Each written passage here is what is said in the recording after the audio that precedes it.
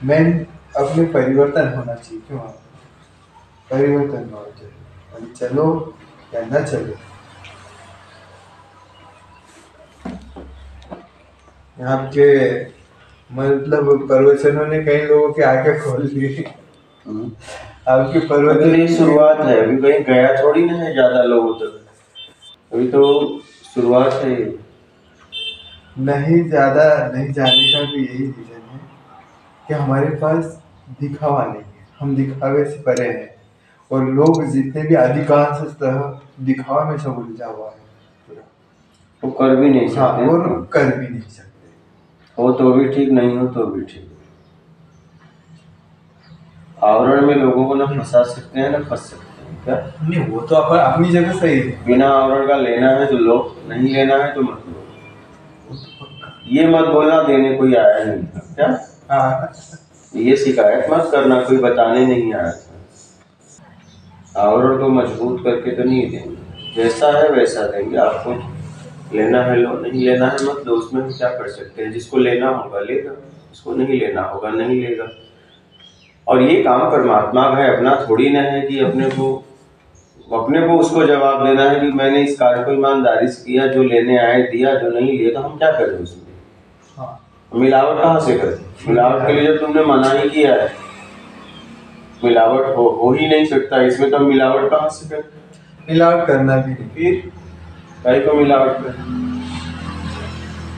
परमात्मा से बोला भी था सीधा सीधा मार्ग देना, घुमा फिरा के नहीं चाहिए। घुमा फिरा के तो बहुत दे रहे हैं, सीधा सीधा देना और सीधा सीधा आपसे जोड़ सको। एक व्यक्ति को अपने से नहीं जोड़ना है, क्योंकि मेरे से व्यक्ति से जुड़ेगा तो कुछ कल्याण ही नहीं होगा। शब्दों को ले अपने आप से जुड़े और मैं के द्वारा परमात्मा को समझे, इसलिए कुछ सारे समझ से परे। और बाहर से समझोगे भटक जाओगे, खुद के द्वारा समझो तो परमात्मा से सीधा जुड़ो। हमने सीधा सरल मार्ग मांगा था, मुझे ऐसा मार्ग दो आपसे आपको लोगों को जोड़ो। और मुझसे किसी से जुड़ना उड़ना नहीं है, मैं जोड़ने उड़ने वाला काम करने नहीं निकला हूँ। आप समझिए, ज्ञान आपके लिए मिला है, आप अपने आप से जुड़ के अपने तक पहुँच के और उस परमात्मा को जैसे भी समझना है समझो, वो आपका विषय है। क्योंकि सारे विषयों से परे है। परमात्मा को कभी भी बाहर किसी के द्वारा नहीं समझा जा सकता।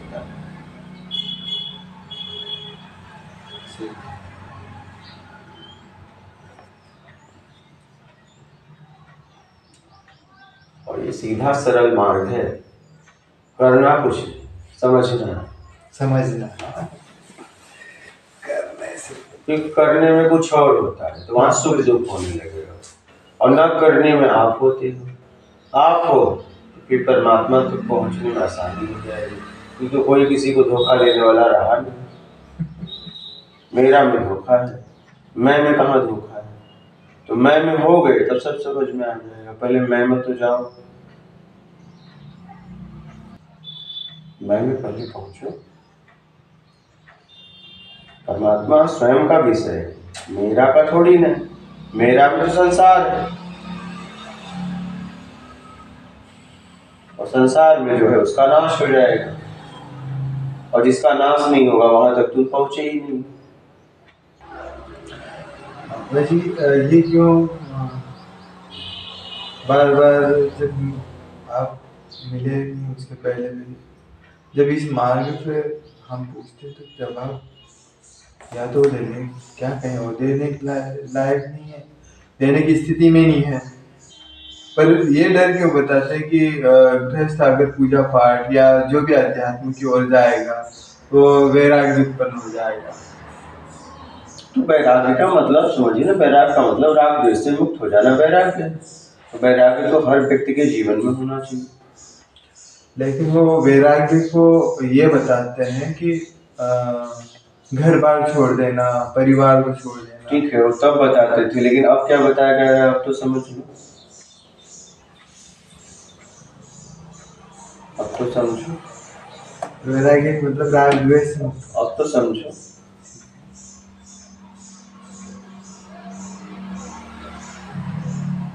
कम से कम ये शिकायत तो नहीं रही, कोई बताने वाला नहीं है, ये तो खत्म हो गया।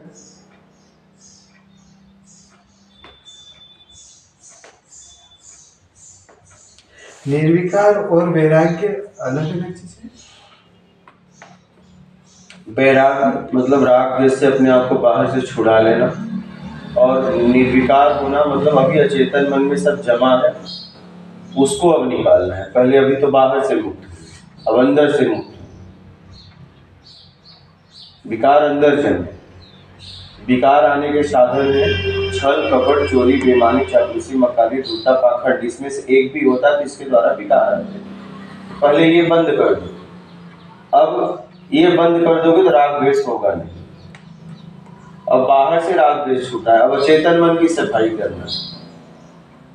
अभी तो बाहर से अपने आप को छुड़ाना है, फिर अपने आप में होना, फिर अचेतन मन की सफाई करना है। तो उसमें राग उठेगा, द्वेष उठेगा, अतीत में जो जो आपने कर्म किया है अचेतन मन में उठने लगेगा, और फिर धीरे धीरे आप एक एक करके पश्चाताप होगा, आंसू आएंगे, घृणा भी होगी, क्या क्या मैंने कर दिया।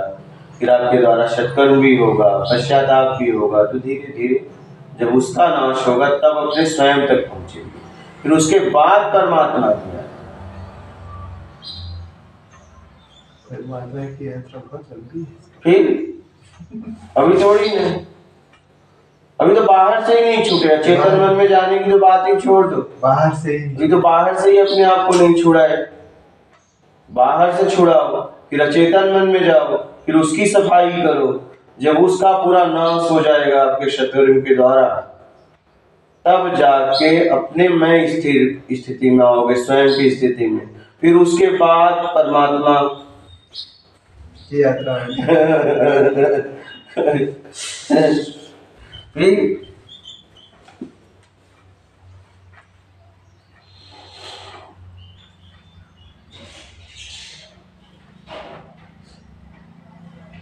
सीधा विकारों में होके और छल, कपट, चोरी, बेईमानी, चापलूसी, मक्कारी, धूर्तता, पाखंड में होके और कह रहे मुझे परमात्मा क्या करा।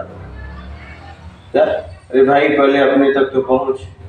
परमात्मा स्वयं का विषय है, इसलिए कुछ सारे विषयों से परे है, तो विषय में बात कर रहा है परमात्मा। बेमतलब का समय गंवा रहे हैं।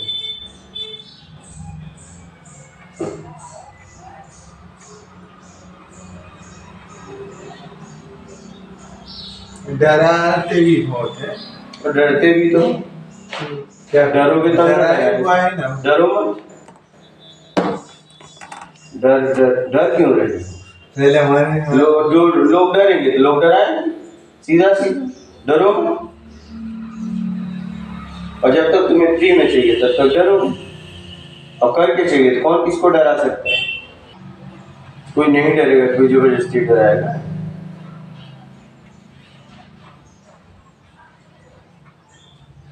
तुम डर रहे तो डरा, गलती तुम्हारी है, उनकी थोड़ी नहीं। तो डराने निकले हैं, तुम नहीं डरते, तुम्हें नहीं डराते और किसी खोजते।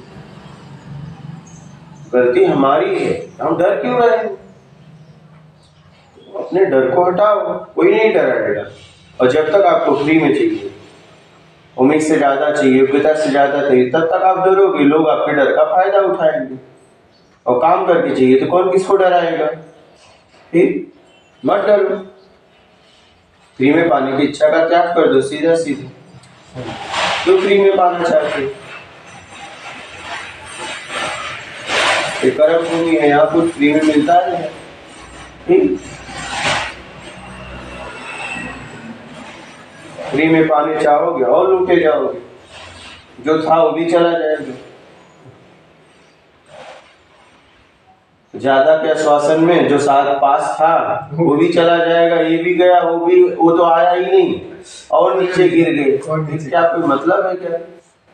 जीवन को समझो, कर्म भूमि है, यहाँ करके मिलता है। सीधा काम करो, आगे बढ़ो, जो आपको चाहिए आप उसके लिए काम करो, सीधा सीधा।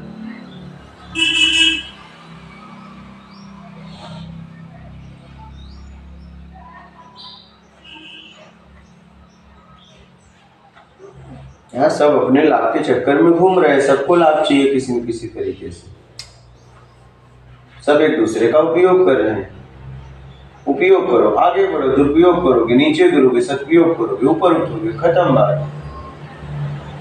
दुरुपयोग करोगे बाहर से बढ़ जाओगे, लेकिन अंदर से गिर जाओगे। सदुपयोग करोगे बाहर से उठोगे, अंदर से उठोगे। सीधा सीधा